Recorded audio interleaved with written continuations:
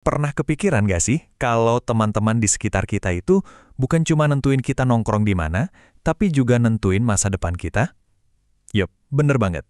Lingkaran pertemanan kita itu bisa jadi pendorong yang bikin kita melesat, atau malah jadi beban yang narik kita ke bawah.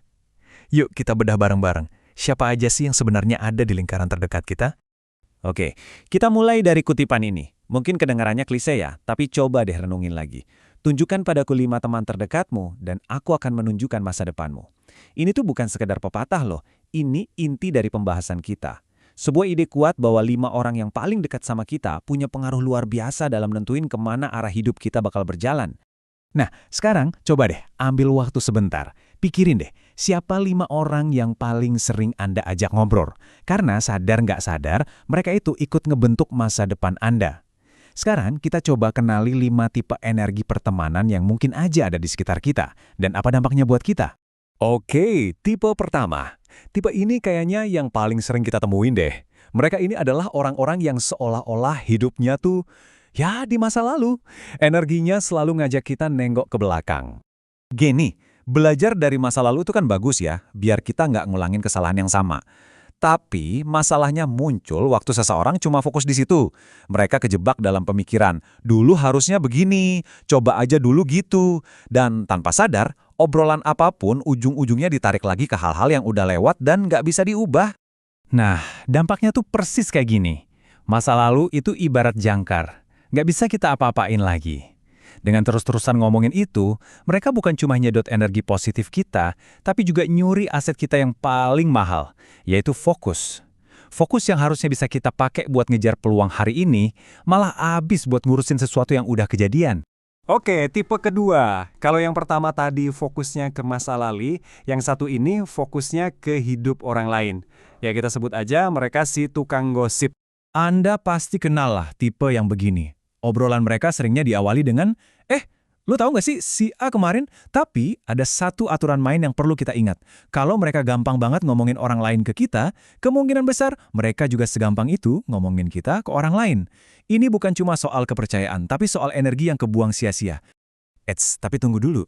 Penting banget nih buat dibedain. Nggak semua obrolan tentang orang lain itu jelek kok. Ada bedanya antara gosip sama percakapan yang emang perlu. Misalnya kita jadi saksi buat ngungkapin kebenaran, atau kita minta saran ke mentor soal cara berinteraksi sama seseorang.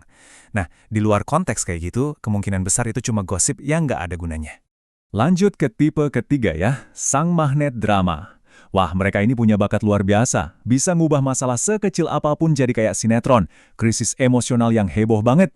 Ciri khasnya, mereka selalu ngerespons pakai perasaan, bukan pakai logika.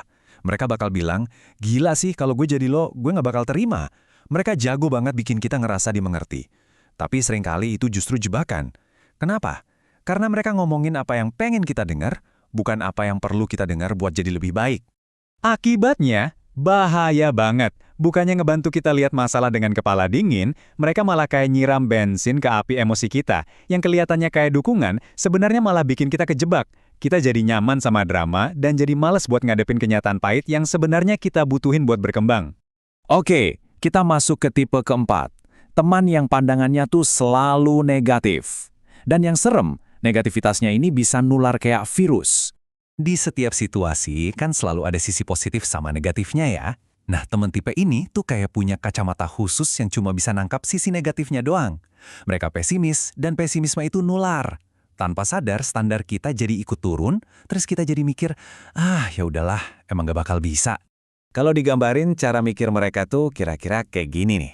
90% fokusnya ke masalah dan cuma sisa 10% buat mikirin solusi. Hasilnya apa? Ya kita jadi muter-muter di masalah yang sama, gak maju-maju, dan semua pintu kesempatan rasanya ketutup rapat. Dan akhirnya, tipe kelima.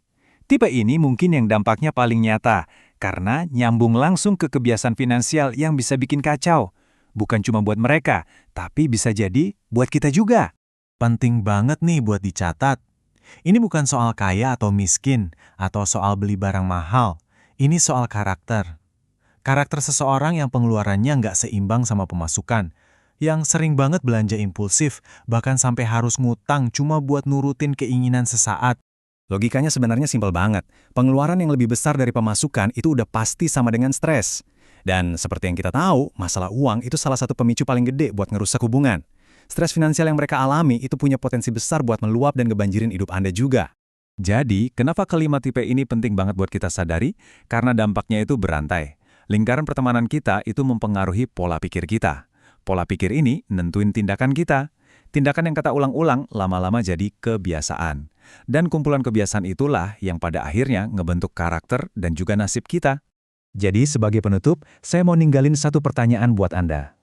Coba lihat lagi lingkaran pertemanan Anda sekarang. Apakah mereka berfungsi kayak jangkar yang nahan Anda di situ-situ aja? Atau mereka berfungsi sebagai mesin yang ngedorong Anda maju ke masa depan yang lebih baik? Jawabannya ada di tangan Anda.